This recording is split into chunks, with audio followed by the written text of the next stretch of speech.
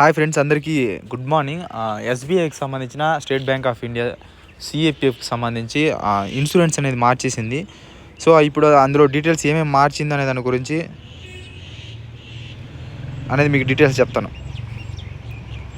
ఫస్ట్లో ఇక్కడ చూడండి, సెంట్రల్ ఆర్మ్డ్ పోలీస్ శాలరీ ప్యాకేజీకి సంబంధించి ఇచ్చింది. ఇప్పుడు మామూలుగా మనం ట్రైనింగ్లో ఉన్నప్పుడు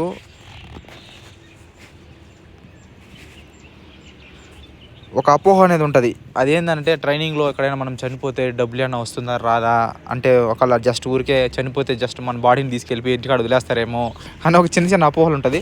ఇది మీకు అర్థం కావడం కోసం చెప్తాను అంతే. చనిపోమనో లేకపోతే ఇంకోటో కానీ నెగిటివ్ థాట్స్ పెట్టుకోవద్దండి. సో ట్రైనింగ్లో ఎవరు చనిపోరు, ఏమీ జరగదు. ఎక్కడో రేర్, ఏదో 0.1% అంతే. ఏదో హెల్త్ ఇష్యూ లేక ఏదో ప్రాబ్లం వచ్చి చనిపోతే చెప్పలేమేమో, కానీ ఒకవేళ అట్లా చనిపోయే పరిస్థితి వచ్చినా దానికి మించిన అంత పెద్ద గర్వకారణం ఇంకొకటి ఉండదు.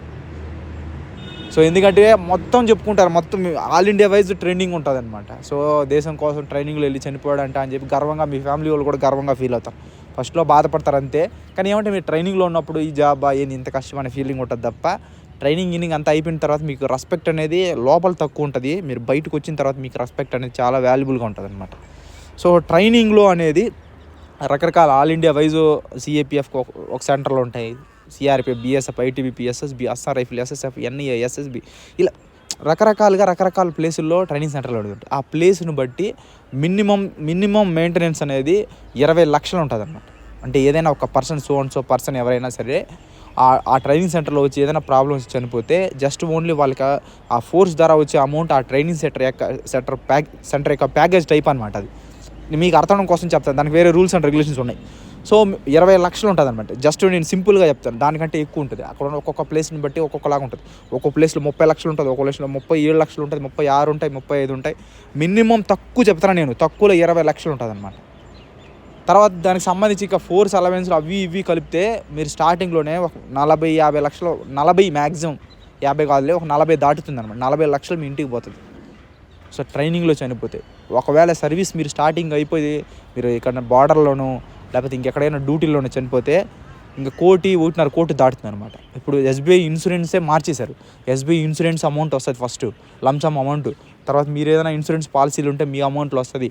తర్వాత వచ్చి గవర్నమెంట్ ఇస్తుంది. గవర్నమెంట్ ఏ ఫోర్స్కి సంబంధించి అయితే ఉన్నారో మీరు ఆ ఫోర్స్కి సంబంధించి అమౌంట్ అనేది లంసమ్ అనేది అమౌంట్ వస్తుంది అనమాట. సో ఇప్పుడు ఎస్బీఐ అనేది చేంజ్ చేసింది. సో ఆ చేంజింగ్ ఏమేమి చేసింది అనేది కూడా చెప్తాను. ఇక్కడ చూడండి, ఫస్ట్ ఆఫ్ ఆల్ మీరు సిఏపిఎఫ్లో ఇప్పుడు ట్రైనింగ్ సెంటర్లో వెళ్ళగానే మీ యొక్క అకౌంట్ అనేది మీరు ఎస్బీఐ అకౌంట్లోనే చేయించుకోవాల్సి ఉంటుంది.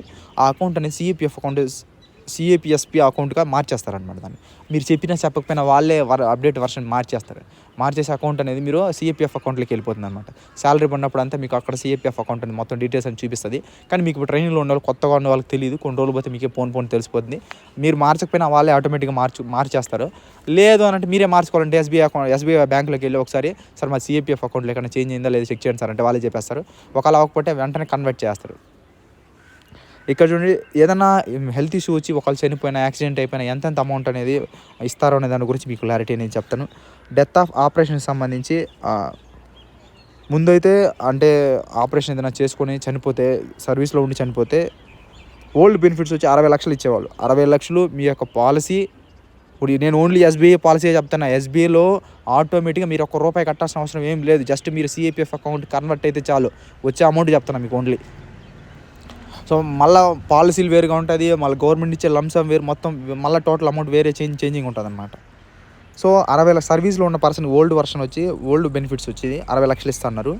పెన్షనర్కి వచ్చి ఏమి ఇచ్చేలేదు, అంటే రిటైర్డ్ అయిపోయి ఇంటికి వెళ్ళిపోతే ఏం లేదు. ఇప్పుడు న్యూ బెనిఫిట్స్ ఏముందంటే, మామూలుగా ఏదైనా ఆపరేషన్ చేసుకుని ట్రైనింగ్ అంటే సర్వీస్లో ఉండగా చనిపోతే 1.10 రూపాయలు అనేది మీకు అమౌంట్ అనేది మీ అకౌంట్కి పడుతుంది. ఓన్లీ ఎస్బీఐ మాత్రమే, మిగతా గవర్నమెంట్ ఇచ్చే బెనిఫిట్స్ అన్నీ వేరు. మీరు ఏదైనా పాలసీలు వేసుకుంటే మీరు ఆ పాలసీలకు సంబంధించిన మళ్ళీ అమౌంట్ అంతా వేరు అనమాట. పెన్షనర్లకు అయితే ₹1 అనేది రాదు, పెన్షన్ తప్ప. ఎందుకంటే మీరు ఆల్రెడీ ఇంటికాడ ఉంటారు కాబట్టి అలాంటిదే ఉండదు. నెక్స్ట్ యాక్సిడెంట్, మీరు సర్వీస్లో ఉండి సడన్గా ఏదైనా యాక్సిడెంట్ అయితే చనిపోతే సర్వీస్ పర్సన్ అయితే 50 లక్షలు అనేది ఇస్తారు. పెన్షనర్ అయితే 30 లక్షలు అనేది గవర్నమెంట్ ఎస్బీఐ పాలసీ అనేది ఎస్బీఐ వాళ్ళు ఇస్తారు. న్యూ బెనిఫిట్స్ ఏమంటే, నువ్వు సర్వీస్లో ఉండి ఏదైనా సడన్ యాక్సిడెంట్ అయితే చనిపోతే ₹1 కోటి అనేది సర్వీస్లో ఉండే పర్సన్కి ఇస్తారు. పెన్షనర్కి అయితే 50 లక్షలు అనేది న్యూ బెనిఫిట్స్ అనేది ఇస్తారు. సో ఇది 8th పే కమిషన్ సంబంధించిన వర్షన్. ఇది లేటెస్ట్ వర్షన్, మారిపోతుంది ఇప్పుడు కొత్తగా. సో పర్మనెంట్ ఏదైనా డిసబిలిటీ ఏదైనా అంటే ఏదైనా ఏదైనా పర్మనెంట్గా హ్యాండిక్యాప్డ్ ఏదైనా అయిపోతే దాని ప్రాబ్లమ్ని బట్టి 50 లక్షల వరకు సర్వీస్లో ఉన్న వాళ్ళకి ఇచ్చారు ఓల్డ్ బెనిఫిట్స్. ఇప్పుడు న్యూ బెనిఫిట్ ఏంటంటే ఆ ప్రాబ్లమ్ని బట్టి ₹1 కోటి వరకు అనేది మీకు ఇస్తారనమాట. ఎయిర్ యాక్సిడెంట్కి సంబంధించి ఎక్కడైనా